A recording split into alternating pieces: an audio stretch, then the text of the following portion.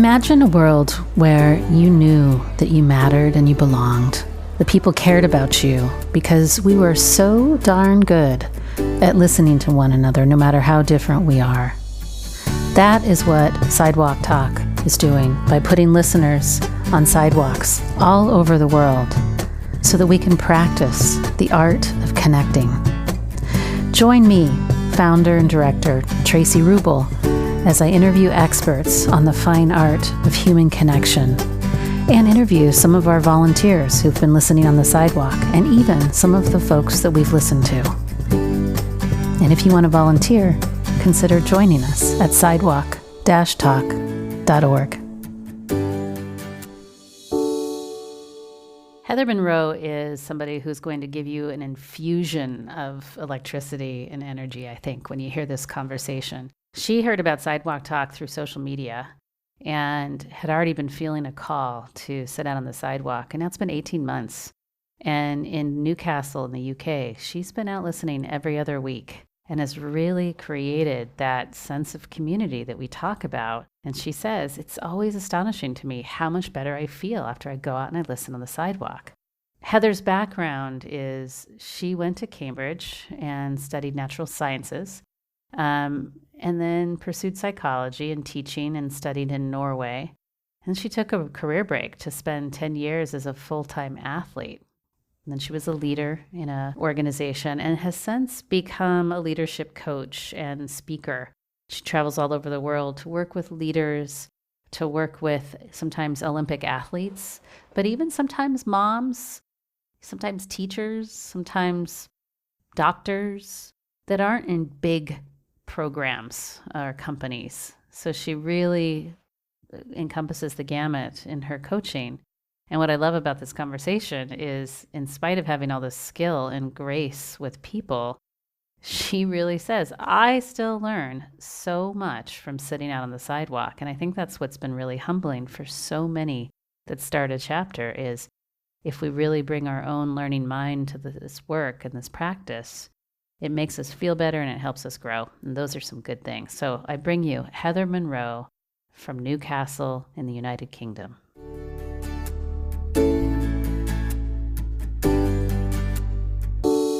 So Heather Monro, I am really excited to get to be in dialogue with you and have everybody else meet you, frankly, because whenever I talk to you, no matter how I'm feeling, I just know that you embody all the principles of Sidewalk Talk because I feel it. So tell us a little bit about who you are and what you do beyond Sidewalk Talk for starters. Well, let me just start, Tracy, by saying how delighted I am to be spending this time with you as well. It's a real treat for me to just spend time talking with people who embody what I feel very passionate about too. So the feeling is mutual. So yeah, well, the reason I'm here is that I'm a city leader with Sidewalk Talk, and it's become something that's really important in my life. But I came to it through my work as a business coach or a leadership coach, really. And for quite some time, I've been looking for something to bring my skills and my passions to that felt really meaningful. And when I discovered Sidewalk Talk, it kind of felt like a calling and everything fell into place. And so my whole kind of passion in life is about connection. It's about people becoming themselves through relationship, through connection with other people, through meaningful interactions. And that happens through my work as a leadership coach, but in all aspects of my life. So as a parent, I'm a former athlete, and in fact, it applies in everything we do. So that's who I am. I'm a passionate student of human connection and how we can become more of who we are through connection with others. Well, your voice, your tonal quality of your voice is a little different than me. So I suspect that you're not a city leader where I'm from. Where are you a city leader? So the city that I lead is Newcastle in the north of England. I actually live in a small city just outside of Newcastle called Durham, a beautiful city with a big cathedral and a cultural, historical heritage that we're very proud of. And I grew up in London, so I've lived in several different cities in the UK. But yeah, the north of England. What do you think is personal to you that makes you so interested in elevating human connection? Like, what is your story that makes that true for you? I've spent a lot of time thinking about that. Mhm. I think from a very young age, I made meaning. I found meaning in my life through connection with others, through sharing experience, through trying to. I think I really sought to understand others. I saw differences between myself and others very early on, and tried to. I tried to understand that and tried to make sense of that. And I think that's what drives that connection for me is trying to understand myself better, to understand others better, to understand how we together can be more of ourselves. So as a very young child, I remember spending quite a lot of time on my own thinking about this sort of stuff, thinking about who my friends at school were, who my family were, and how we all kind of fit together. Yeah, it's been something that I've always thought about. It's kind of in the DNA of some people. It's really fascinating. Yeah. So, how many times do you think you've listened in the UK? How many times have you been out there? Well, we've been going for about 18 months now, and we go out twice a month. Not for the first fit. So we've probably been out 20 times at least. Okay. And wow, every time just so humbling, uplifting, inspiring, and different every time as well. What an experience. So there are a lot of people that are listening that think we're a little bit crazy for wanting to do this and or brave. Some people would feel very scared about this. So maybe let's join with them a little bit. I want to hear about the very first time that you actually found your way out to the sidewalk as a Sidewalk Talk leader. What was that like? What was going through your head? Tell me what happened on that day, what mistakes you made, what victories you had. I want to hear all about it. Yeah, so I was really nervous. And the thing that I was most nervous about was rejection. So really excited about what the Sidewalk Talk mission is and the possibility. And that's what got me so energized about doing it. But I was really scared of nobody sitting down, of people kind of giving us a wide berth and rejection. And so I engineered it a little bit so that it was quite a safe setting. We started off, I had two really trusted colleagues. So there were just three of us who went out the first time. And we went to a place where we knew that there would be lots of people, that people would be hanging around. It was at the same time as an event was being launched in Newcastle on the riverside. And we also knew that it would be quite a safe audience. So we weren't going to be out with the most vulnerable in the city. And I think that for some reason made it feel safer and easier and less likely to be rejected. Maybe I would meet more people like me. And actually, we had lots of people sit down and we had lots of people engage. But it was quite a different population who actually sat down. It wasn't the people like me who sat down. It was people very different from me. And in fact, it was the kind of people who sit down with us in the more vulnerable places. And so we we journeyed such a long way in those 2 hours, from being really quite, or certainly for me, quite apprehensive about what it would be like to sit down with somebody very different from me, to almost feeling like that was a safer place to be than with my kind of, what I perceive to be my sort of people. And so just incredibly exhilarating in the course of those 2 hours. So exciting, and no sense of rejection whatsoever. So you go from this apprehension to exhilaration, is what I'm Yeah, hearing.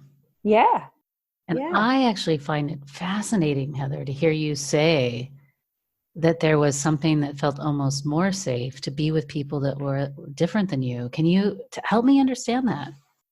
Yeah. I wonder if it's something about, actually, it's easier not to judge or not to feel judged when, if you're comparing an apple with an apple or an apple with a banana, there's so much more difference. Perhaps it feels like it's easier to be judged by people who think they should be the same as you.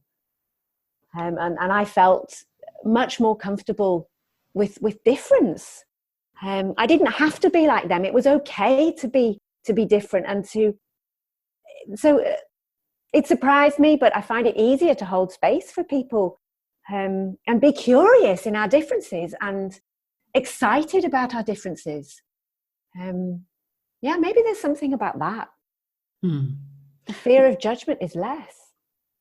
So you almost had a sense of liberation, it sounds like, because you didn't have to turn on your comparing mind at all. It wasn't even stimulated. Yeah. Yeah, So, this is fascinating. I haven't thought about this before. Yeah. I mean, it's hard to capture all the elements of this project that are so growthful. I was talking to Uta in Germany the other day, Heather, and she, like you, is a longtime executive coach. And she said, gosh, I've done a lot of growth work in my life, and I haven't quite found anything like Sidewalk Talk that has quite led me to growth. And I'm like, yeah, why do you think I do it? Yeah. And Tracy, that's been the biggest surprise for me.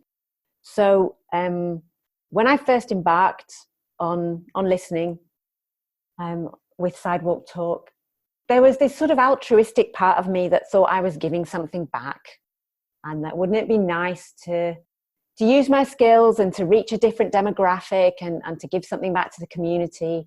And it had a sort of one-way feeling to it. And what has surprised me is I'm sure that I get at least as much or more than I give. I learn stuff about myself, and I not only do I learn, but I get a sense of, even though I'm doing the listening, people are also seeing me as a whole human being. The talkers are also connecting with me as a whole human being.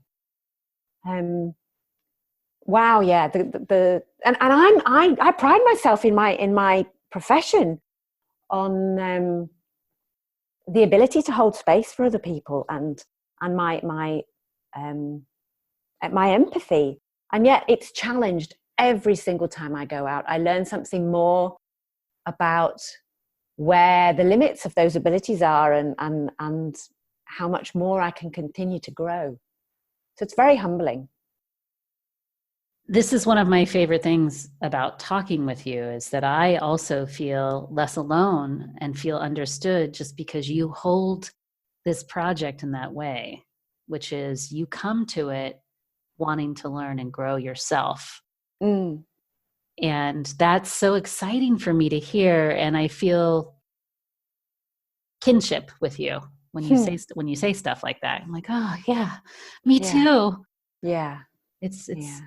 Is there something in particular that, in spite of this great empathizer that you are, because you know so much about stewarding corporate executives and leaders to better communication and connection with their staff, is there a particular way that you've noticed Sidewalk Talk impacting the way that you listen and the way that you empathize that you carry out into your own personal life? Well, the biggest thing that I've noticed is it challenges my, I suppose, my biases, my social conditioning. An example I often use is the first time somebody sat down with me who I guess hadn't washed for many days, and really smelt, and I could feel this sense of repulsion. I was working so hard with what was coming up for me, and can I hold empathic space for this person? Can I move through that, and all this stuff that was coming up for me? And I think it just challenges me time and time again as to how far can I go, or to what degree can I really be empathic for every human being? To what degree can I walk the talk of equanimity, of equality, of embracing diversity? And I take that back into my work with my corporate clients as well. It challenges me to really challenge myself deeply around the beliefs I hold about my clients. Can they really become the people they want to become, or do I hold some sort of judgment? And that's the biggest takeaway for me, is just continually challenging my own judgments. It's really beautiful and humbling at the same time. I hope that what you just said inspires people that are listening, because I do feel like that's the real potential of this project. It's a non-dogmatic way to have people work on themselves and be more inclusive, isn't it? Yeah, and to learn, to grow. Going back to apprehension, there's a repeating pattern for me when we go out and listen. I don't get nervous about listening, but I have this kind of sense of, oh, it's Sidewalk Talk again, and I'm really busy, and I've got to fit it in, and there's a little part of me that goes, oh, I don't want to do this today.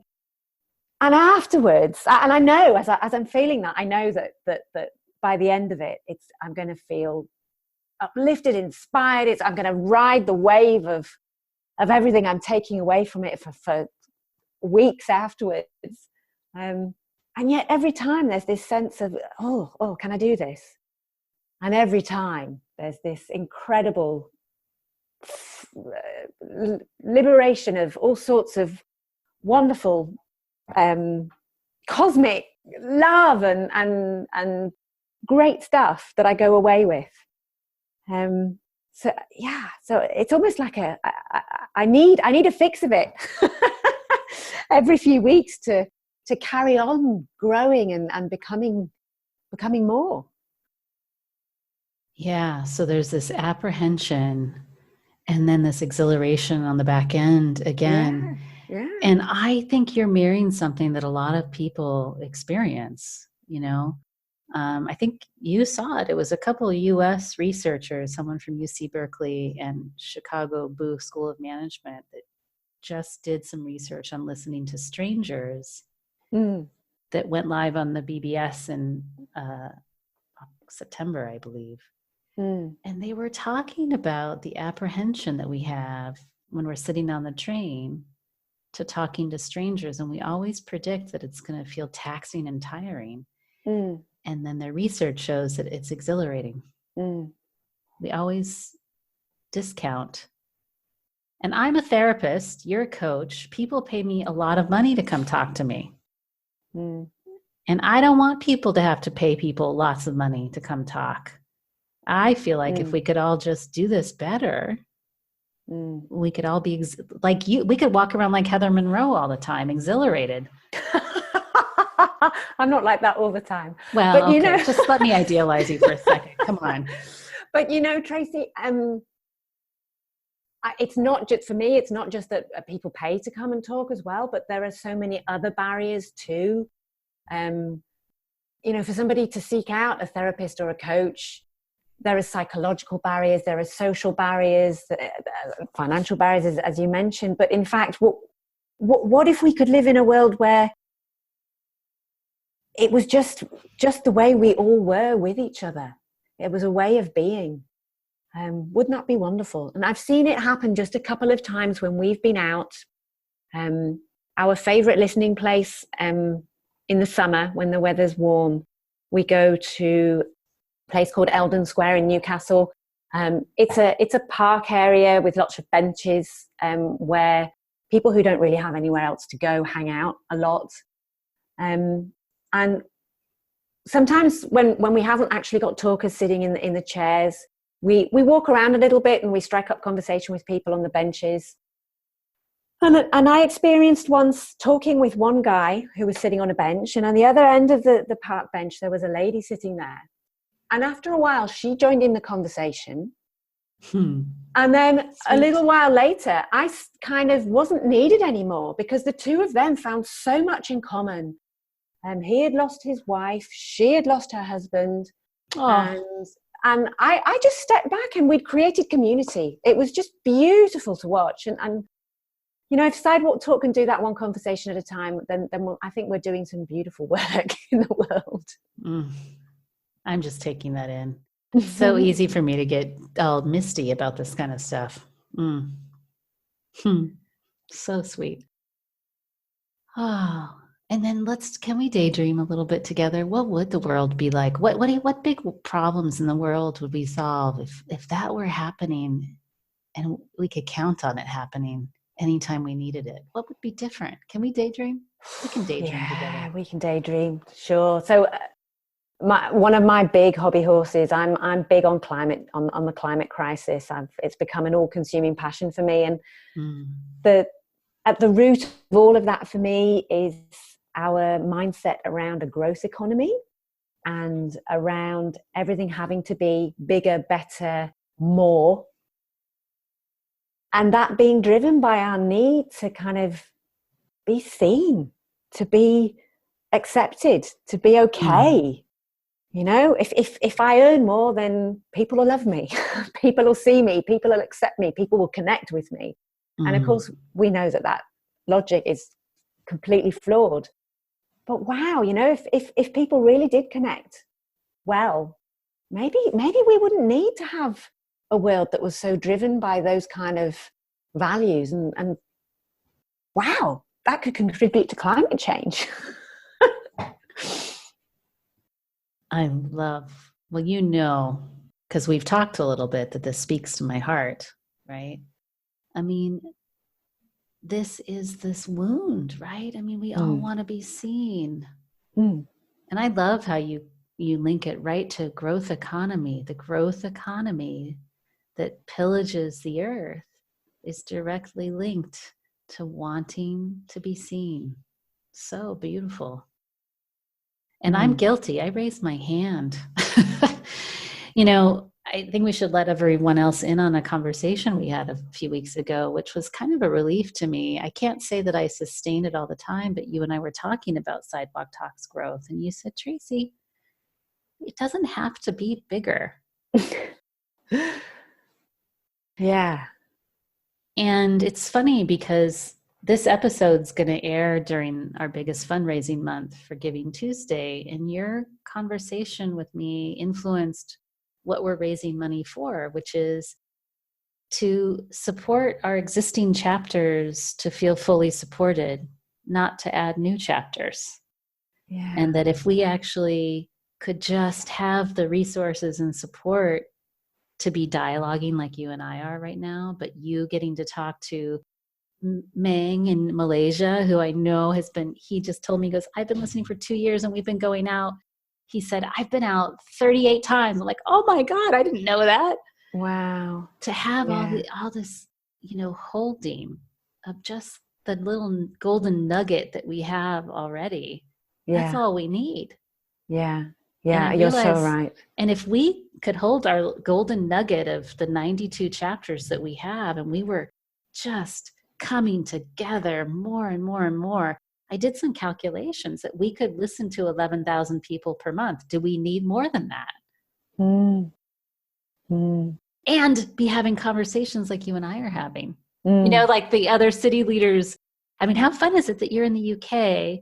I'm a woman from the United States now living in Germany, and we're hearing about listening from different cultures.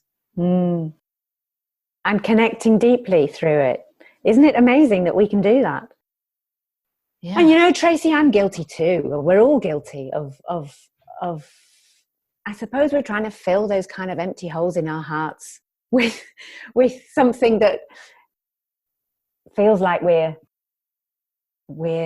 valued, we're worth something, by pursuing more, by pursuing material goods, by pursuing growth. We're all guilty. But my kind of right-hand man, if you like, in the Newcastle City group, Jeff, he said once, I was saying, we don't get many people sitting down, and we really need to get more people sitting down. And he said, our success isn't measured by how many talkers we have. Our success is that we are here. And I've quoted him many times since then, because that's the essence of it for me. Yeah. And how we get to confront that part of ourselves that gets seduced into that growth economy. We're swimming in it. And I can imagine that the minute that your mind went there, when you're standing there with this beautiful soul, which I should also say, Jeff was on holiday in San Francisco and came out and listened with us in San Francisco, which is another one of my favorite things about Sidewalk Talk. Is, let's see, Mang has come stayed at my house. The New York City chapter leaders come out and listen, DC. I mean, I just love that, right? Yeah. I love I want our little golden nugget to have more of that. I want to come up and listen with you guys up there. Oh, we'd love to have you. You'd be very welcome. And there's lots of room in my house. I love sleeping on couches. We could probably do better than a couch. Okay, good. But I can imagine that moment that you said to Jeff, hey, we just don't get many talkers. I bet that statement of I need to be more than I am already pulled you out of connection. Indeed. Yeah. And I think that's really important. Also, I've had to remind myself over and over again that Sidewalk Talk is a practice. It's the same as a mindfulness practice or a meditation practice. It's a sitting down, holding space, watching yourself lose it, and then coming back again, and coming back again, and coming back again. And so, every time I do sit down with somebody and they share an opinion and I can feel myself wanting to disagree. Oh, okay, I noticed that I'm wanting to disagree, and I come back again. Can I really just be interested in you as a human? So, yeah, it's a practice rather than an end goal that we can reach. Yeah. I think that's a beautiful way to say it. Ever make any mistakes out there on the sidewalk? Yeah, mistakes. I don't know. What is a mistake in a human interaction? I don't know. Yeah, that was a clunky way to say it. But I mean, how do you have grace with yourself when you catch your mind wandering and you do have to bring yourself back? Because unlike mindfulness practice, it's between you and you. But when you're out there on a sidewalk, it's between you and another person. That's true. Well, self-compassion is important, and being open and honest. And I'm struggling to think of something that a specific example, but I'm sure I must have apologized to talkers when perhaps I've done something that didn't feel quite appropriate. Just being human. It's about being human, isn't it? And admitting that, I see that might not have landed so well with you, or I'm sorry if I offended you with that comment, or that's part of it. showing up as a human being. Mm-hmm. And in fact, if we show up as expert listeners, Mm-hmm. then we're almost undermining the whole premise. We're showing up as human beings, Mm-hmm. and we're just being ourselves and doing our best at holding empathic space. Yeah. It's really hard to get that across to folks who come out and want to have, I don't know if you've experienced this. I certainly have, where folks want to come out and have a big experience, right? They'll listen to this podcast and they won't hear the part that you said that sometimes it's kind of a drag because we'll sit out there and we won't get a lot of talkers. They hear the parts where you had these really exhilarating experiences.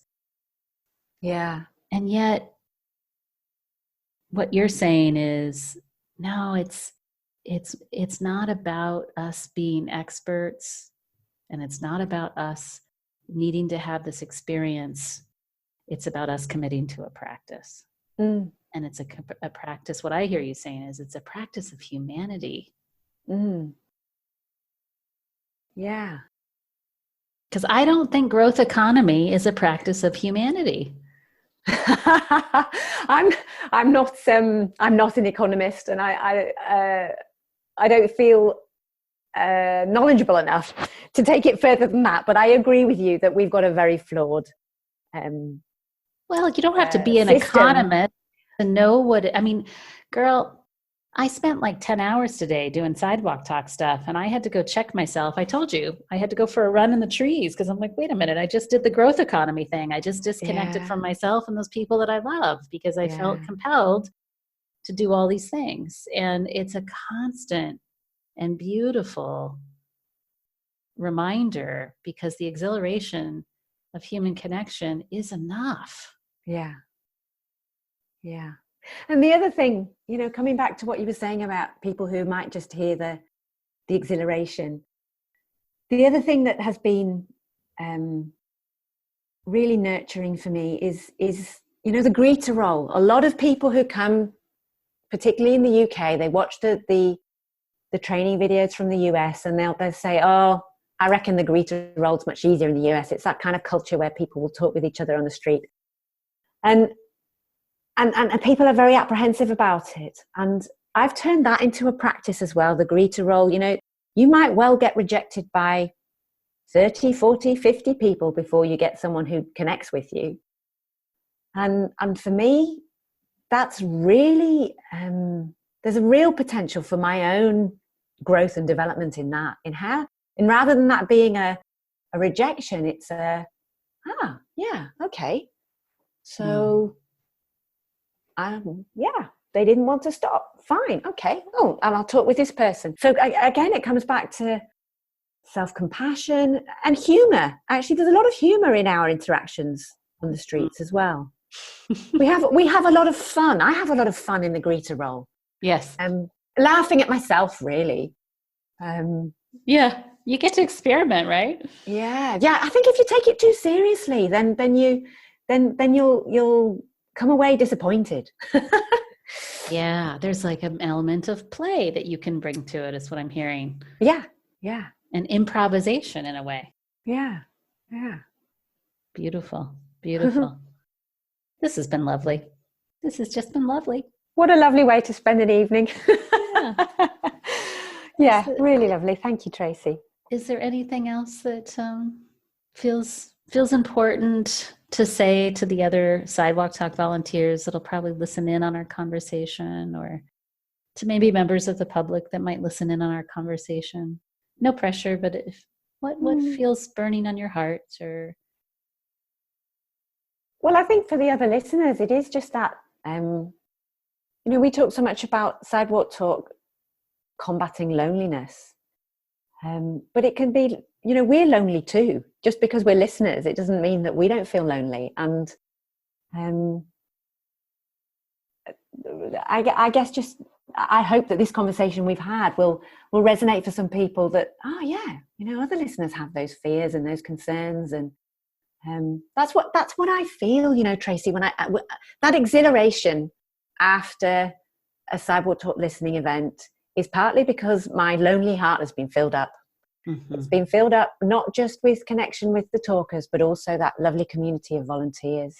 Mm-hmm. That the volunteers are just, they bring so much to my life, the short time that we spend together each month. So gratitude, I guess, to all the volunteers out there. Thank you, Heather. Thank you. And for those of you that are listening, it is our big fundraising month. And what you might want to know about Sidewalk Talk is that while we may not be hustling in the growth economy, we have doubled in size since last year. So we're now in 92 locations across 15 countries with over 7,000 volunteers. And last year at this time, we were in 58 locations, so not quite double, and about a little over 3,500 volunteers. So we're going to need your support, because there's actually operations people that we have to bring on board to help all the city leaders create their little golden nugget of connection with the other city leaders around the world. So thank you for supporting myself and Heather and the 90 other leaders that are sitting out there week after week, month after month, and sometimes. Thanks, Heather. Well, and thanks to you too, Tracy. What an incredible thing you've created, and you continue to lead. Huge gratitude to you. Thank you. Thank you for being here and listening to this episode of the Sidewalk Talk podcast. If you like what you heard, tell your friends, tell your family, like and comment on the podcast publisher that you're listening from, and subscribe. This will help us get the word out about changing our culture to one of